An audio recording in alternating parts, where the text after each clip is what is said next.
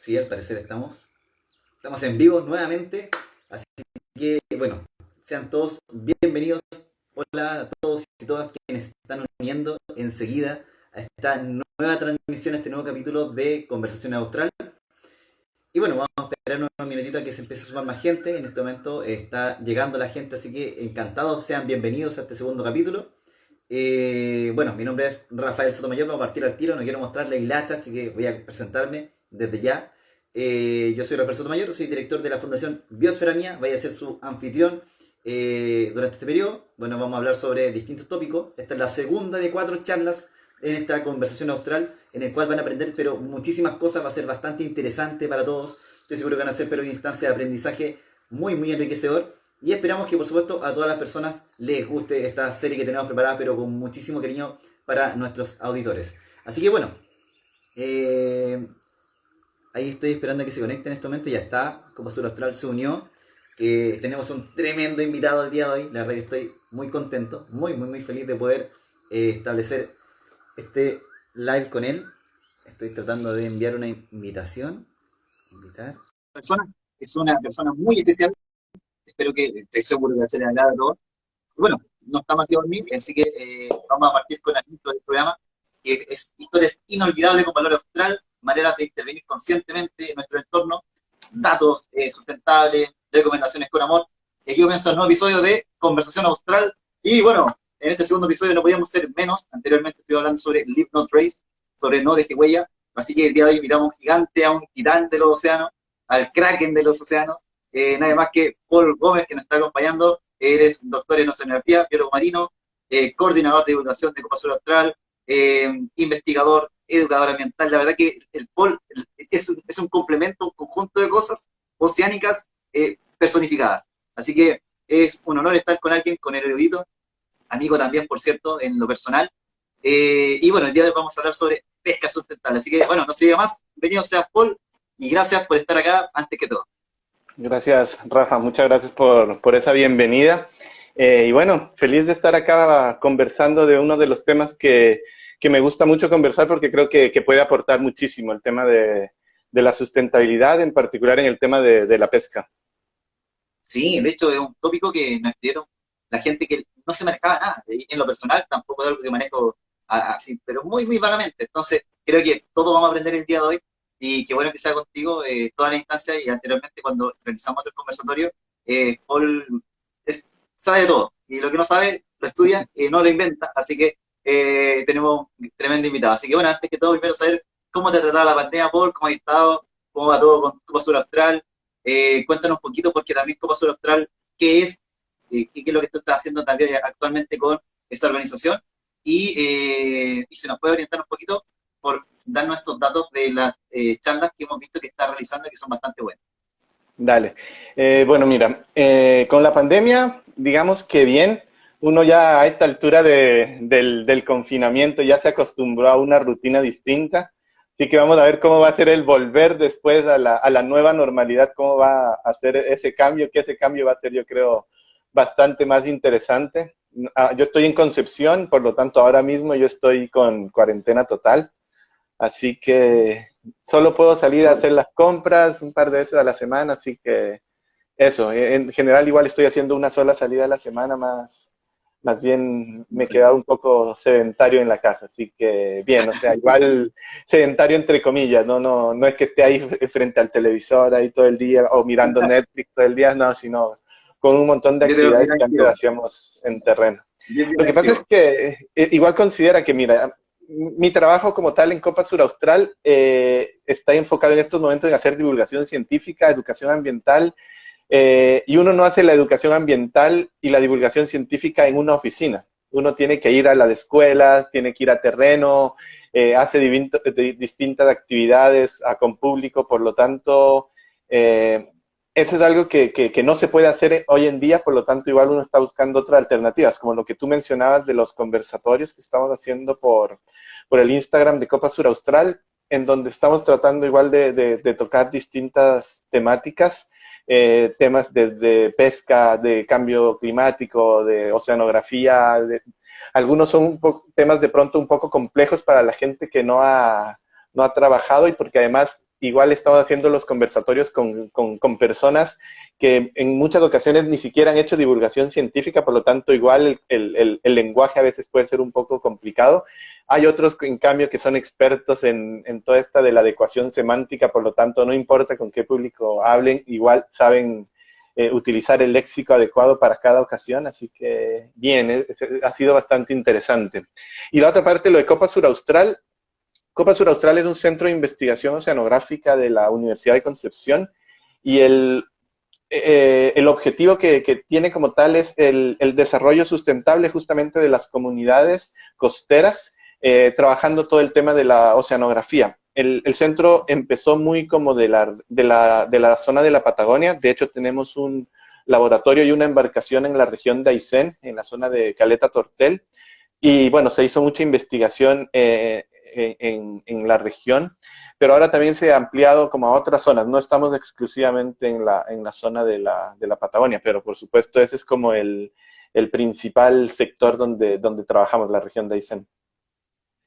Y una de las cosas, porque que nace acá dentro de las comunidades, finalmente, porque ahora estamos hablando, y es muy importante establecer esto, con personas que también nuestra audiencia actualmente es bastante nuevita en estos temas, y yo creo que finalmente cuando nace divulgación es súper importante llegar a todos los sectores. Si finalmente de repente cuando uno tiene como un público cautivo y ellos mismos van rotando de un conversatorio, de una fundación, de un lugar a otro, es enriquecedor, por cierto, por supuesto, pero también guarda mucho valor cuando uno llega a nuevos sectores donde quizás no tiene este conocimiento y esto sensibiliza a la gente de alguna manera y se promueve el cuidado. Entonces, una de las cosas súper importantes, y yo estoy seguro que tú nos puedes contar de buena forma, es por qué hablar de los océanos. ¿Cuál es la importancia del océano tal vez en nuestra vida antes de llegar a la pesca sustentable? ¿Por qué es tan importante hablar de los océanos digamos, tanto en el currículo nacional como fuera del currículum, como seres humanos, en estancias no formales? ¿Por qué es tan importante el océano en nuestra vida? Mira, hay infinidad de razones por las cuales yo te podría decir que es importante el océano. Vamos a resumir de pronto como en las más importantes. Uno tiene que ver con todo lo que el océano le ofrece para la humanidad, en el sentido de que le ofrece oxígeno. Una de las cosas que mucha gente piensa es que la principal fuente del oxígeno que nosotros respiramos es la Amazonía, son los bosques, y no, realmente la principal fuente de oxígeno son todos los microorganismos y las algas que existen en el mar. Esta es la principal fuente de oxígeno y probablemente ha sido menos afectada que la de los bosques, con todo el tema de la tala de bosques, con toda la transformación de bosque nativo hacia plantaciones, monocultivos, todo eso, hace que igual sea el uso que se le ha terminado dando finalmente a los bosques no ha sido de mantener este servicio que cumplía de entregar oxígeno, sino que se ha visto más bien por el lado de la construcción a partir de la madera, de la utilización como leña, todo eso, en vez de este servicio que ofrece como brindador de oxígeno. Por otro lado, también está todo el tema de la regulación del clima. Una de las cosas que está en boca de todos hoy en día es el tema del cambio climático, el cambio global. Y muy poca gente sabe que el océano está cumpliendo un amortiguamiento de este proceso. Si no fuera porque el océano está absorbiendo una gran cantidad del dióxido de carbono que ha sido arrojado por las industrias que está, digamos, en la atmósfera, el impacto sería mucho más grave de lo que es actualmente. Lastimosamente eso obviamente tiene una consecuencia para los océanos y es que todo este dióxido de carbono que llega al océano, queda absorbido por el océano, afecta el balance del ciclo de carbono, digamos, que hay ahí. Por lo tanto, al inyectarse dióxido de carbono, el mecanismo el sistema, digamos, de alguna manera trata de reducir esa cantidad de dióxido de carbono en el medio. Y la consecuencia final de eso es que cambia el pH del océano, se vuelve mucho más difícil todo el tema de la formación de las conchas que pueden tener, por ejemplo, los moluscos o las estructuras de los arrecifes coralinos y de todas estas especies que dependen de estructuras calcáreas, que son estructuras de carbono, digamos, y por lo tanto todo eso se ve afectado. Y claro, mientras más dióxido de carbono se arroja a la atmósfera, más es absorbido por el océano y más termina siendo afectado la biota que hay en el océano. Pero bueno, esa es parte, digamos, de las consecuencias que hay ahí. Por otro lado, también está todo justamente lo que tiene que ver con la pesca. Es una de las fuentes de alimento más importantes que hay. No es tan importante como la parte, digamos, de carnes rojas o de aves, todo eso que hay acá en el país y probablemente en muchos países, pero el potencial que tiene es bastante importante siempre y cuando sea llevado de la manera adecuada, que se piense de manera sustentable, ¿no? Creo que en esa parte es súpermente importante eso. Claro, de hecho, hoy día temprano justo había un post de la FAO que indicaba que los beneficiarios directos, quienes dependen directamente del océano, eran casi 60 millones de personas. Y de manera indirecta, también en procesos productivos, hablando solamente en aspectos laborales, eran más de 300 millones de personas que estaban involucradas. Entonces, genera también plazas económicas tremendas, genera puestos de trabajo, hay gente que vive directamente del océano, y que hay de cierto gol con el tema del dicho muy antiguo que se escuchaba, que era el océano es un inmenso espacio de recursos ilimitados, decían mucho eso.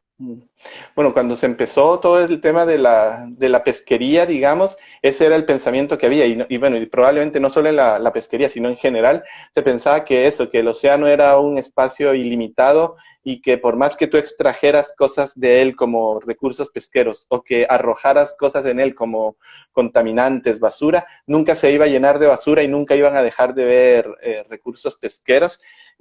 Bueno, lastimosamente pasó el tiempo, siguió aumentando el número de personas en el planeta y ya se llegó a la conclusión de que eso no es así. Claramente eso no es de esa manera, por lo tanto el manejo pesquero, digamos, en su historia desde que inició, ha ido cambiando poco a poco. Y claro, si uno piensa cómo hacían hace 100 años las pesquerías, probablemente no había ningún tipo de manejo pesquero. Posteriormente hubo un manejo pesquero que ya era de lo que se conoce como monoespecífico, es decir, en donde lo único que importaba es ya, ¿cuál es el recurso que tú vas a extraer?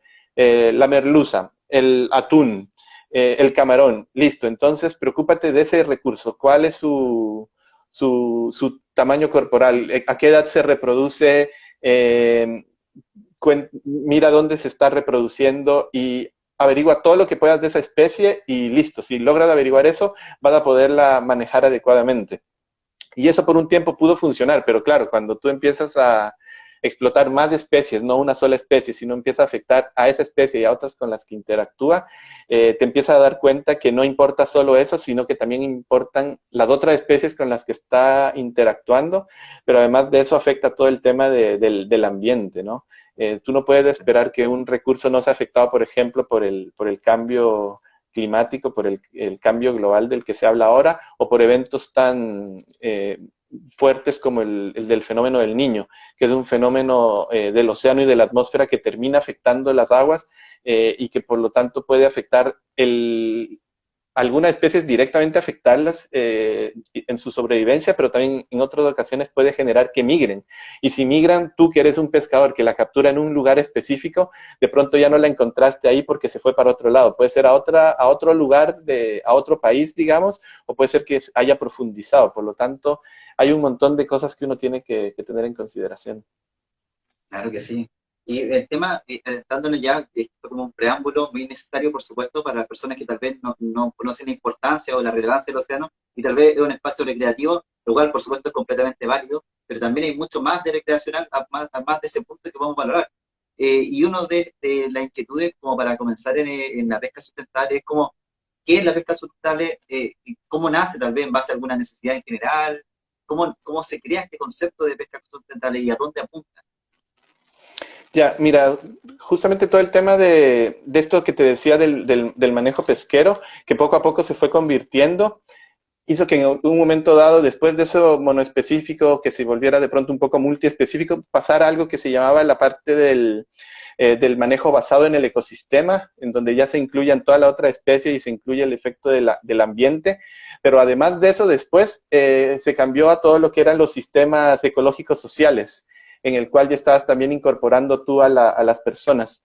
El tema de la pesca sustentable hablemos un poco del tema de la sustentabilidad. Cuando tú hablas de la sustentabilidad, tú hablas de todas aquellas actividades que tienen tres ámbitos de acción. Tiene el ámbito de cómo afecta al ambiente, digamos, tiene el caso de cómo es la parte económica y tiene la parte de cómo afecta a las sociedades. Y la sustentabilidad justamente tiene que ver con cómo estos tres ámbitos están relacionados. La idea es que tú no modifiques de tal el ecosistema, tú no modifiques la economía, tú no modifiques los distintos bienes y servicios que te ofrece un ecosistema, por ejemplo, de tal forma que las próximas generaciones no puedan disfrutar de lo mismo. La sustentabilidad tiene mucho que ver con eso, con cómo lo que tú haces ahora no va a afectar a las próximas generaciones. Exacto, entonces todo eso es lo que tiene que ver con la sustentabilidad. Y la sustentabilidad, en el caso de la pesquería, por lo tanto, es cómo hacer que haya una actividad pesquera que está generando empleos, porque claro, está generando una actividad económica que va a afectar a distintas personas, pero que no afecte al medio ambiente, a los recursos en el proceso. Y la idea es, por lo tanto, encontrar como un balance entre esos tres elementos que me parece súper importante de intentar alcanzar. Una de las cosas que a mí me parece, sin embargo, cuando uno habla de sustentabilidad, es que de pronto es, como antes veíamos que era un error pensar en una sola especie dentro de todas las especies que había, yo creo que en la sustentabilidad también puede llegar a ser un error pensar en la pesca como la única actividad. Uno tiene que pensar a la pesca dentro de una serie de actividades, y esa creo que es la clave cuando uno va a buscar como el tema de la sustentabilidad. Con eso yo me refiero, por ejemplo, a que están los objetivos de desarrollo sostenible de los que desde 2015, digamos, se están trabajando para la Agenda 2030, y dentro de esos 17 objetivos de desarrollo sostenible, no hay uno que diga, por ejemplo, la pesca de manera específica. Hay muchos que lo relacionan. Por supuesto está el de la vida submarina, la ODS 14, que es como la que te dice, oye, mira, si va a afectar a los recursos, ojo, no los vaya a afectar demasiado. Y de pronto está muy incluido en ese ODS implícitamente, digamos, el tema de la pesca, pero cuando uno analiza los otros 16 objetivos de desarrollo sostenible, hay un montón de otros objetivos que también apuntan hacia el tema de la pesca sustentable. No sé, por decirte algo, el tema del objetivo del fin de la pobreza, el 1. Si tú estás trabajando de manera adecuada el tema de la pesca, tú vas a evitar, por ejemplo, tener algunas poblaciones de pescadores que hay actualmente que viven básicamente en pobreza y que solamente tienen casi que pesca de sobrevivencia, de subsistencia, digamos, porque no han sido adecuadamente trabajados todos estos procesos. El resto del año tienen problemas, no tienen una adecuada educación, no tienen acceso a un montón de cosas que deberían tener. Y si se trabajara de manera adecuada, se podría resolver. Está todo el tema del objetivo de la producción y del consumo responsable, por ejemplo. Todo eso también tiene mucho que ver. El del hambre cero también tiene muchísimo que ver, claro. ¿Cómo podemos ser? Ahí viene una pregunta que uno se hace. ¿Cómo podemos, como Chile, ser uno de los países que tiene una mayor producción pesquera, que tiene uno de los... cuando uno mira a nivel internacional, los países que más están exportando productos pesqueros, Chile está entre los 10 primeros, tiene una industria de la acuicultura que también es bastante importante en el mundo. Entonces, ¿cómo puede haber gente con hambre en el país y cómo puede cómo puede estar sobreexplotados los recursos? ¿Cómo puede destinarse tan poco del alimento del mar hacia las personas? Gran parte del consumo o de la captura se destina, por ejemplo, a producción de alimento para grandes industrias o no para consumo directo por parte del ser humano. Por lo tanto, uno se pregunta cómo puede pasar eso. Y es justo por este mal trabajo de la pesca, ¿no? Claro, sí, es cierto. Y bueno, hay muchos de esos alimentos, como tú mencionas, que de repente se utiliza incluso para alimentación de ganado, ¿cierto? ¿Eso tengo entendido? Sí, digamos que todo esto se transforma mucho en, por ejemplo, para la industria de la salmonicultura. Si bien ya la industria de la salmonicultura ha empezado a hacer otro tipo de investigación para no destinar pelágicos pequeños a eso, todavía lo siguen utilizando, pero también, por ejemplo, para todo lo que es vacuno, para todo lo que es pollo, todo eso se alimenta todavía con gran parte de harina y aceite de pescado, principalmente de lo que No, son los jureles de anchoveta y sardina, que son los recursos que más se capturan a nivel del país, ¿no?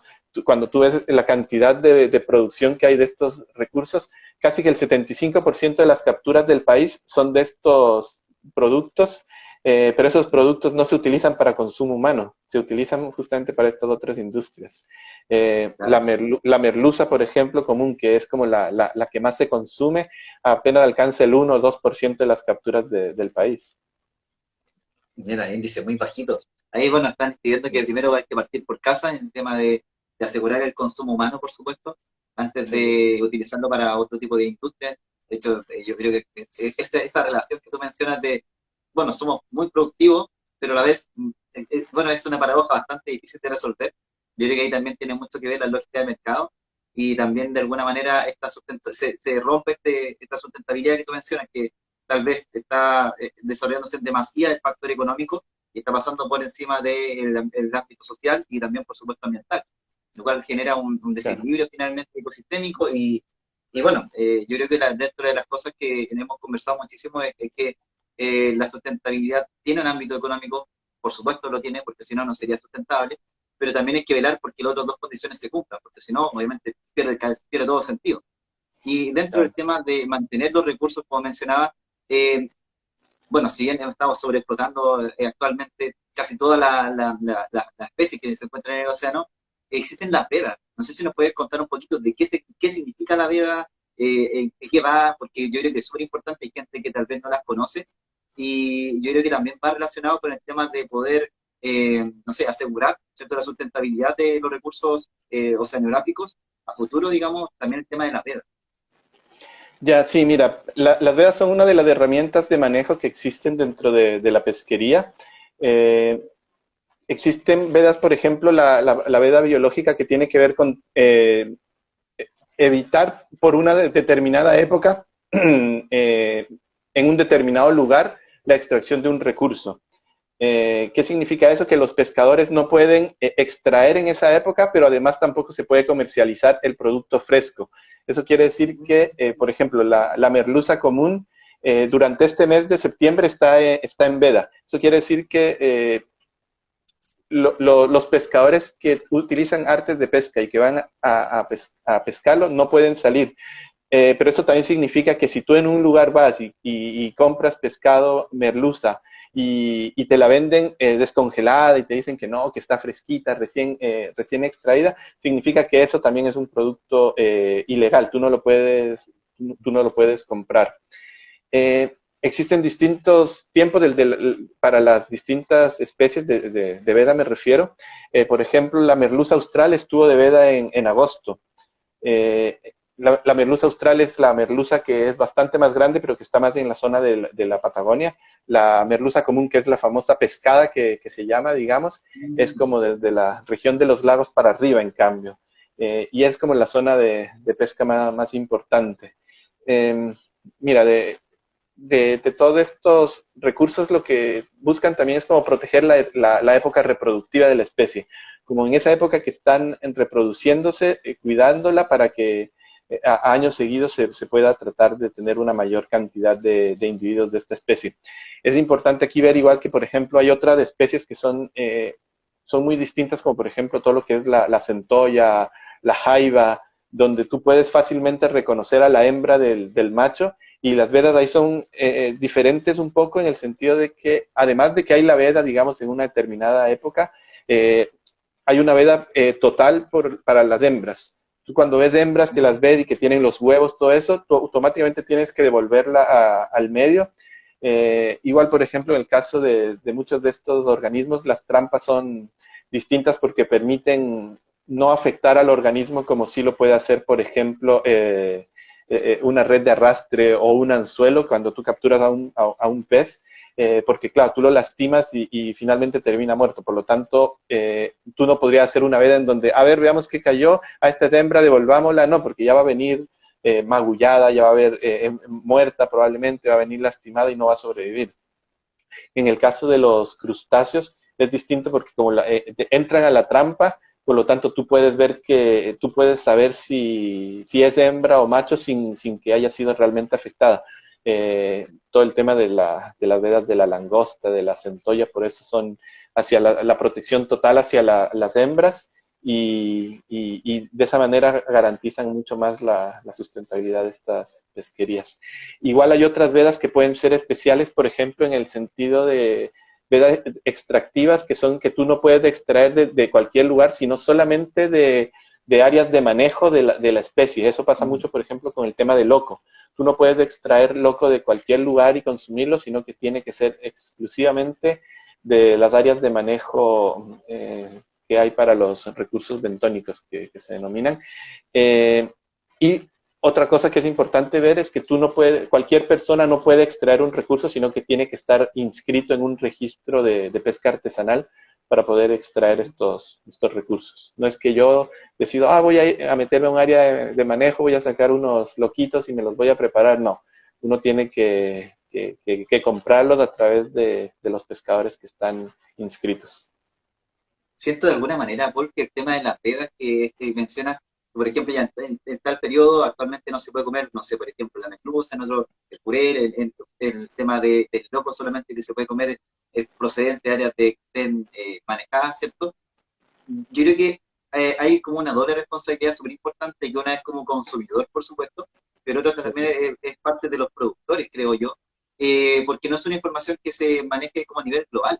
De hecho, ni siquiera en el colegio se hablan, en la escuela se habla mucho de las vedas. Entonces, puede pasar que algún consumidor que tal vez no esté muy informado, que no tiene por qué saber de todo, por supuesto, llegue y coma algo que no corresponde. O pasa mucho también que uno va a las ferias y le dicen, compre jurelillo, que eso, no, esto no es una pescadilla, y le ponen nombre chiquito para camuflar un poco el hecho de que lo sacaron en periodo antes de que estuviera su periodo reproductivo, ¿cierto? Cuando realmente deberían pescar ciertas especies que cumplan la talla que deberían tener. Entonces, en este aspecto, consultarte dónde la gente tal vez podría conseguir información, de qué manera podría informarse respecto a cuándo vienen las vedas y qué podemos hacer de alguna manera en el caso de que, no sé, por ejemplo, el tema mismo loco, estemos en algún restaurante y nos ofrezcan loco y cómo podemos nosotros actuar frente a una situación así, tratando de verlo como el lado de generar conciencia como consumidor. Sí, mira, ahí es importante justamente eso del tema de las vedas. Lastimosamente la gente, por lo general, si encuentra un producto, lo compra. No es que se va a poner, a ver, esto estará en veda o no. Asumen automáticamente, por buena fe, digamos, que la persona que lo está vendiendo está cumpliendo todas las normativas, todo ese tipo de cosas. Y en ese sentido es importante todas las campañas que se están haciendo a través de redes sociales para conocer, por ejemplo, ahora está el Paremos del Merluceo, o cuando está lo de loco, no te hagas de loco con la veda, que de alguna manera como para que se den a conocer. La información está, digamos, por ejemplo, en la página de Cernapesca y de la Subpesca, que son como la encargada, la Subpesca de normar todas estas vedas y la Cernapesca de regular, de vigilar que se esté realmente cumpliendo todas las vedas. Por lo tanto, ahí se puede encontrar toda esta información. Pero si no, hay un montón de grupos que estamos haciendo divulgación científica en temas marinos que habitualmente estamos hablando todo el tema de las vedas. Hay algunas cartillas que se han hecho, cosas que ha hecho, por ejemplo, acá en la Universidad de Concepción, un grupo que se llama CIMAGA, Ciencia, Mar y Gastronomía, que constantemente está haciendo campañas sobre eso. Ahora hay un programa de la Subpesca que se llama Del Mar a mi Mesa, que está tratando de fomentar el consumo directo de los productos del mar y que está en el proceso explica que existen las vedas y cómo ser un consumidor responsable, ¿no? Entonces, sí, lo que tú dices es súper importante y, por ejemplo, en un proyecto que nosotros hicimos en la región de Aysén, que fue justamente este del Litoral Patagonia, que fue un proyecto en el que hicimos hasta un recetario y todo eso, parte del trabajo que hicimos lo hicimos con el INACAP de allá de Coyhaique, en donde estuvimos un par de reuniones con los estudiantes de ahí de INACAP y con los docentes, con los dos docentes de INACAP, y justamente hablamos entre otros temas, del tema de las vedas, y cuando estábamos haciendo el trabajo estábamos justamente con la veda de merluza austral, y ellos, por ejemplo, la mayoría de ellos no tenían ni idea. Yo creo que eso es algo que es súper importante fomentar en todos estos institutos técnicos que enseñan gastronomía, por ejemplo. Una de las cosas clave que deberían enseñar tiene que ver con ese tipo de cosas, cómo saber si el producto que tú estás trabajando es sustentable, si está o no está en veda. Todo ese tipo de información debería sí o sí llegar a todos ellos, porque finalmente ellos son una parte súper importante después cuando viene el problema, porque ¿dónde tú consigues los productos o los que lo venden, los que lo comercializan, que ellos son los que más claro tienen que si llegan a vender un producto y alguien les pone una demanda, porque uno puede poner una demanda en un teléfono del Cernapesca, les cae una multa gigantesca. Las multas no son pequeñas, y de hecho, no sé, son como por tonelada de producto que te lleguen a confiscar, tienes que pagar como 6 millones de pesos, te cierran el local por un mes y te confiscan todo el producto que te hayan agarrado, ¿no? Obviamente, si tú solo estás vendiendo 2 peces, pues obviamente la multa va a ser mucho más pequeña, pero igual es una cifra bastante importante. Entonces, ellos no van a tratar de hacer mucho. Los otros son los que comercializan de pronto en una pequeña feria, de pronto de manera indirecta.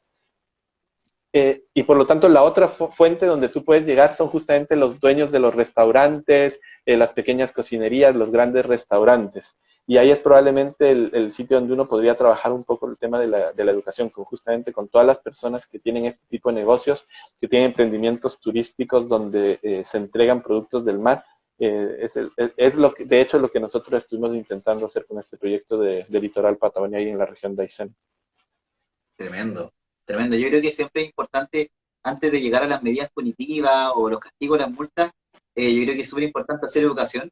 De hecho, creo que legalmente sería mucho más sustentable, tendríamos un país distinto, si que fomentáramos más la educación más que las medidas represivas. Entonces, de alguna manera, yo creo que la invitación es que, como decía el Paul, que nos informemos, ¿cierto? Como consumidores, como productores, quienes estén viendo acá, tal vez tengan alguna local, algún restaurante, estén ligados con el sector pesquero. Entonces, es súper importante informarse. Yo creo que también dentro de la información están estos documentos que pueden encontrar en Senda Pesca o en divulgación que están realizando también distintos fundaciones, ONG o movimientos.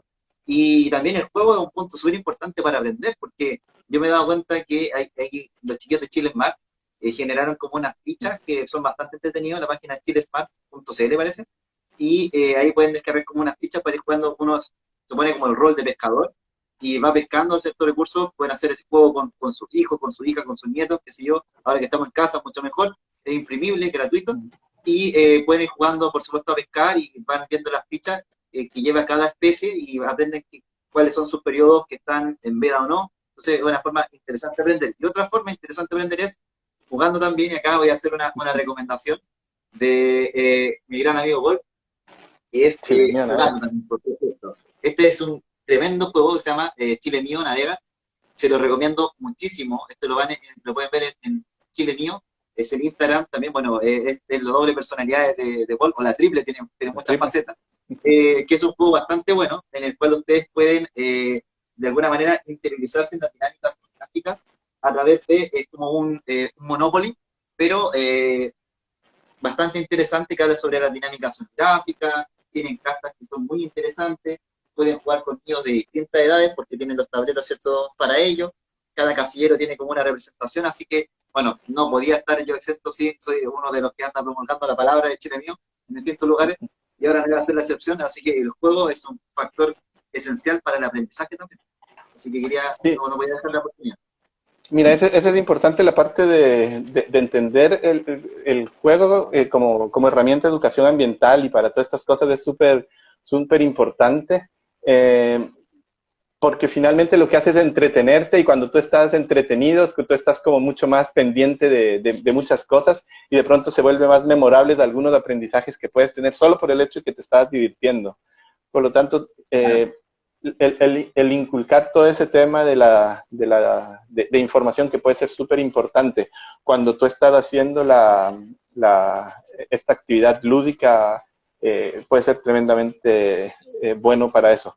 De hecho, cuando uno hace talleres, por ejemplo, con profesores, también hay un taller que uno utiliza que es como una especie de juego, porque es como una actividad que tú les empiezas a pedir que empiecen a extraer caramelos de un bol.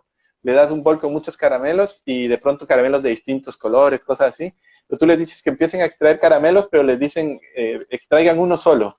Y ya miren, si alguien más extrae, ustedes también pueden extraer, pero si no extraen, no pueden extraer. Y les empiezas a pedir que la gente extraiga de a uno, y claro, cuando uno extrae, cuando uno saca uno, empiezan todos a sacar caramelo, y después les empiezan a decir, ya, paremos un momentito, vamos a hacer la reproducción ahora. Y les empiezan a poner nuevos caramelos, dependiendo de cuántos haya. Y claro, tú les empiezas a jugar como un poco con las actividades para enseñarles algunos conceptos del tema pesquero. Y hay un concepto detrás de eso que es toda la teoría de juegos que tenía de John Nash que había, y que bueno, que se ha hecho muchísimo por el dilema del prisionero, por el tema de la tragedia de los comunes, todo eso, que bueno, son unas teorías súper interesantes que hay desde 1890, creo que parte de lo de tragedia de los comunes, pero que después fueron nuevamente adquiridas por Garrett Hardin mucho tiempo después, y se habla justamente del gran problema de que todos aquellos recursos que son de uso común, por ejemplo, los recursos del mar, tienden a ser sobreexplotados básicamente porque hay un pensamiento muchas veces de la gente que tiene este tipo de negocio, de trabajo, en donde dicen, si yo no lo aprovecho, alguien más lo va a aprovechar. Y si alguien más lo aprovecha, a mí me va a quedar menos, por lo tanto yo voy a ser como el tonto que no supo aprovechar algo que tenía ahí enfrente. Por lo tanto, las personas quieren ser más bien el sabido, el que se adelantó y el que de pronto aprovechó y afectando al resto, a ser el que por protegerlo de todos no recibió un beneficio. Y claro, eso se ha hecho mucha investigación, sobre todo, por ejemplo, la investigación inicial se hacía con el pasto y cómo las vacas se alimentaban del pasto y cómo tú agregabas una vaca más, y claro, esa comía un poco más de pasto, y como todos los pastores agregaban vacas, finalmente se terminaba afectando a todos los pastos, y claro, todos veían que terminaba pasando eso. El mar tiene un gran problema, y es algo que la famosa Sylvia Earle decía, y es que hay algo que se llama la ceguera oceánica. La ceguera oceánica es que tú no ves lo que está pasando debajo de la superficie del mar. Por lo tanto, claro, si tú ves que agregaste muchas vacas y ves el impacto sobre los pastos, tú te vas a dar cuenta que está pasando eso. En el mar tú no te das cuenta, tú extrajiste demasiados peces y tú no te vas a dar cuenta hasta que es demasiado tarde. Cuando uno habla de los bosques, por ejemplo, tú sabes que un bosque se está incendiando, tú sabes cuando un bosque está siendo talado, tú sabes si un bosque está siendo transformado de bosque nativo a un monocultivo. Pero tú en el mar no sabes qué está pasando, tú no sabes si hubo alguien que barreteó alguna macroalga, tú no sabes si hubo una embarcación que hizo un arrastre y desoló todo el fondo del mar, tú no sabes si están quedando muchos o pocos recursos, por lo tanto eso hace que sea supremamente complicado el manejo pesquero, ¿no? Claro, y de hecho, por lo que acaba estoy tratando de sintetizar un poquito en mi cabeza, y la pesca sustentable, por lo que veo, tiene pero muchos factores relacionados, sobre todo ambientales y sociales, y cuando uno pone, es muy curioso, cuando uno pone en Google o en cualquier buscador, pesca sustentable, te aparecen pero una cantidad de variedades de fotografías para realizar la pesca sustentable, sale desde gente utilizando trampas de madera, sale desde pequeñas embarcaciones muy, tal vez más sencillas para poder realizar esta actividad. Entonces, la pesca sustentable, de hecho, hice el ejercicio de preguntarle con amigos cercanos como qué pensaban, qué se les venía a la mente cuando le dicen pesca sustentable. Y me decían, yo te imagino a alguien con una lanza atacando, cazando un pez y comiendo él ese pez. Pero si lo piensas desde esa lógica, no se podría generar este factor de sustentabilidad económica, porque es imposible, ¿cierto?, no estar a lanzazo limpio tratando de pescar una buena cantidad para abastecer las necesidades de una comunidad. Entonces, si nos pudierais contar un poquito cómo se realiza la pesca sustentable, cuáles son los formatos y cómo está el estado acá en Chile en cuanto a pesca sustentable se refiere, si que estamos trabajando en eso, o si nos estamos tirando mucho por el lado de la pesca de arrastre. Eso sería muy importante tenerlo claro. Y a ver, mira, creo que hay algunos elementos que son importantes cuando uno habla realmente de pesca sustentable. Eh, y en general tienen mucho que ver con estos tres ámbitos que nosotros habíamos mencionado, el tema de la ecología, digamos, de la parte del medio ambiente, digamos, de la sociedad y de la economía, y cómo interactúan. Y en ese sentido, cuando interactúan los tres, ya todos sabemos que hablamos de algo que es la sostenibilidad, la sustentabilidad y todo ese tipo de conceptos que digamos que se ha tratado de trabajar mucho. Pero la interacción entre los otros, entre cada uno de ellos también tiene una forma muy interesante de trabajar. Mira, por ejemplo, cuando tú vinculas lo que es el ambiente con la economía, tú hablas de lo que es una producción limpia. Por lo tanto, igual cuando tú hablas de pesca sustentable, tienes que pensar en eso. ¿Cómo es la producción limpia en el caso de los recursos pesqueros? Bueno, tiene que ser uno que por ejemplo, no impacte como la red de arrastre, que va sobre el fondo y destroza todo el fondo. Esa es una de las pesquerías que se debe prohibir, la pesca de arrastre, que de hecho a nivel mundial está tremendamente mal vista, por lo tanto se ha prohibido en muchos lados. Está todo, por ejemplo, todo el tema del mismo descarte, todo lo que es el descarte, que es que cuando tú vas a pescar un recurso específico, el objetivo, otros muchos recursos caen también en la red o en los anzuelos. En el caso, por ejemplo, no sé, de la merluza austral, se utilizan anzuelos en donde no cae solo merluza austral, sino que también caen rayas, tiburones, una cantidad de otros recursos, no sé, chancharro, brótula, rollizo, que son otros recursos que no son demasiado conocidos. Por lo tanto, aquí hay dos alternativas para lo que sería una producción limpia. Uno, o tratar de utilizar artes que no produzcan un descarte y que por lo tanto tú devuelves muertos al mar. O la segunda es que tú empieces a utilizar esos productos que capturaste también como parte no los descartes, sino que los empieces a utilizar. Eso es parte como de que no produzcas un impacto diferente en el ecosistema al pensado cuando tú estás hablando de extracción.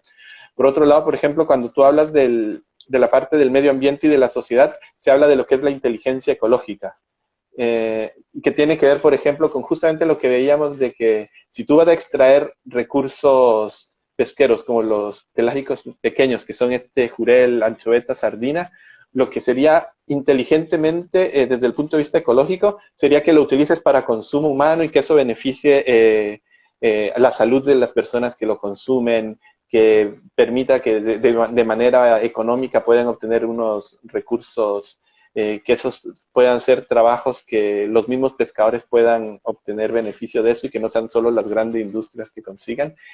Y por otro lado está todo lo que tiene que ver con la sociedad y la economía y cómo se vinculan, y que eso tiene que ver básicamente con el nivel de vida. Tiene que ver con el objetivo de desarrollo sustentable de las no desigualdades. Y hay un concepto súper relevante cuando uno habla de pesca sustentable, que es el de comercio justo. ¿Qué significa comercio justo? Es que, por ejemplo, cuando tú eres pescador, tú vas a la mar, tú te sacrificas, tú arriesgas tu vida, y después llegas a la costa con el producto del sudor de tu trabajo, digamos, y después viene una persona que te lo compra, eso se lo compra a otra persona, eso se lo compra a otra persona, eso se lo compra a un centro, a un supermercado, o lo envía al extranjero. Por lo tanto, te dicen, oye, ¿sabes qué? Como mires que hay tantos pasos en la cadena, lo que tenemos que hacer ahora es que déjanoslo baratito. Entonces, la persona que más trabajo involucra en la obtención de este recurso es a la que menos le pagan. Finalmente el supermercado pone un precio súper grande que, si tú te das cuenta, pasan los días y el precio del pescado va bajando, bajando, bajando, y es porque, claro, ellos tienen una ganancia tan grande que pueden darse el lujo de bajar el precio. No sé, la merluza austral, por ejemplo, el intermediario suele comprarla a 800 o 1,200 pesos el kilo de merluza austral en la playa, y el supermercado tú lo puedes encontrar a 9,000 pesos.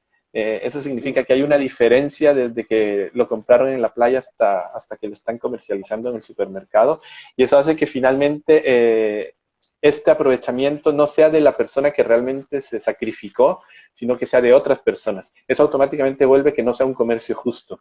Una de las cosas que nosotros hicimos en este proyecto de Litoral Patagonia que te mencionaba, que justamente buscaba el tema de la pesca sustentable y de la actividad sustentable en la región, era que nosotros trabajamos con un chef que le enseñaba a los pescadores y a las personas de la comunidad donde vivían los pescadores a utilizar los recursos, a pescarlos, a saberlos aprovechar de buena manera. Ellos tienen que vender sí o sí la merluza austral a los intermediarios porque ya lo tienen visto así, ya es un negocio con el que tú no puedes entrar y decir, ¿sabes qué? Ya no te van a vender porque finalmente ellos también le están entregando combustible para que puedan comercializar, para que puedan salir a pescar, digamos. Entonces eso es un negocio con el que ponerse a pelear contra eso es súper difícil. Pero en esas mismas faenas de ellos capturan un montón de otros recursos que pueden perfectamente aprovecharlos. Ya son recursos que fueron pescados, por lo tanto no los pueden devolver porque terminarían muertos, porque ya están, como les decía, magullados, lastimados, heridos, pero se pueden aprovecharse. ¿Y qué sucede? Por ejemplo, cuando tú vas a Puerto Gaviota, que es dentro de la región de Aysén, dentro de la isla Magdalena, una de las comunidades que está frente a Puerto Cisnes, ahí hay muchísima pobreza y hay muchísimos recursos pesqueros que ellos están desaprovechando porque ellos solamente estaban capturando lo que era merluza austral y congrio, que eran las que comercializaban. Y ellos, por ejemplo, tienen un montón de pulpo en esa zona y ellos no lo consumían porque pensaban que no sabía bien, no lo sabían cocinar y decían que era muy cauchoso. Y era simplemente una cuestión de enseñarles a cocinarlo adecuadamente. ¿Qué hicimos en el proyecto? Que bueno, vimos qué recursos había y con un chef, el chef empezó a mostrarles cómo se podían preparar, hizo algunas capacitaciones a los pescadores para que supieran que los podían aprovechar. Pero además de eso, dentro del tema de la pesca, como tú mencionaste antes, no está solo la persona que extrae el producto del mar, sino que también está el que la comercializa, está el que le añade un valor agregado al producto.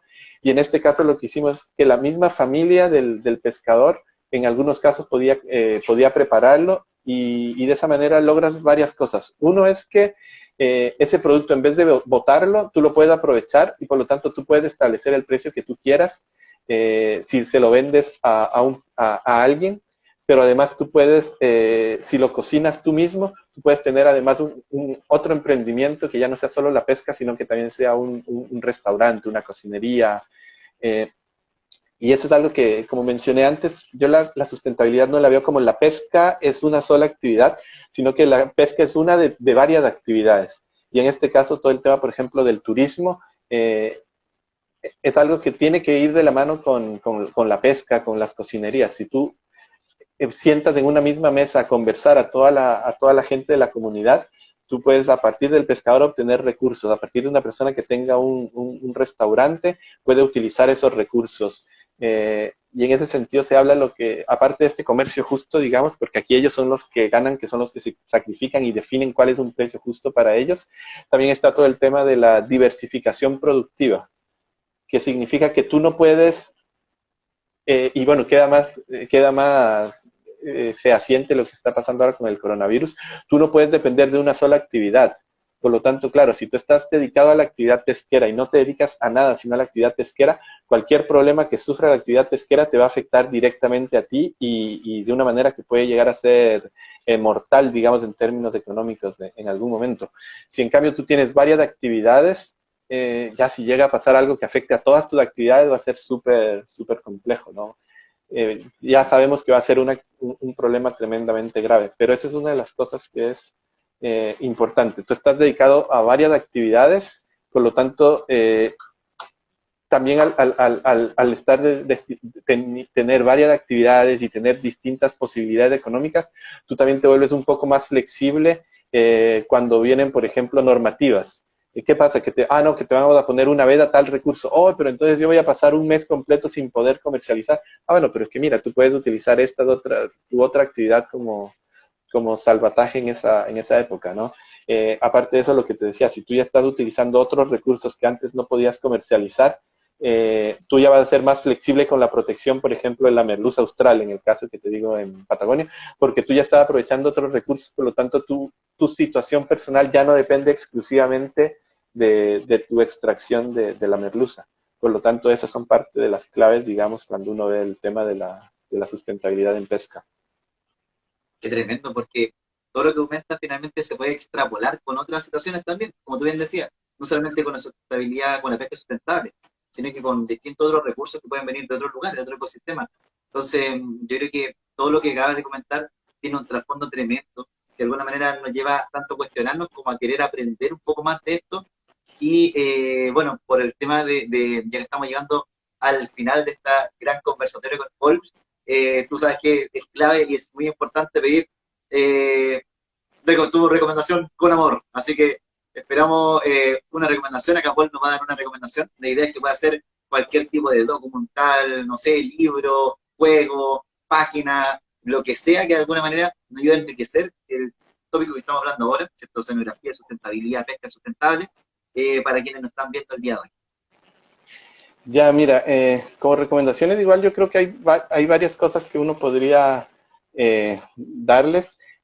Mira, dentro de lo que es sitios donde estar averiguando sobre todo este tipo de temáticas, yo creo que sobre todo ahora en tiempos de estos de pandemia, se ha visto un boom de muchos centros de investigación, ONGs que han estado dando muchísima información.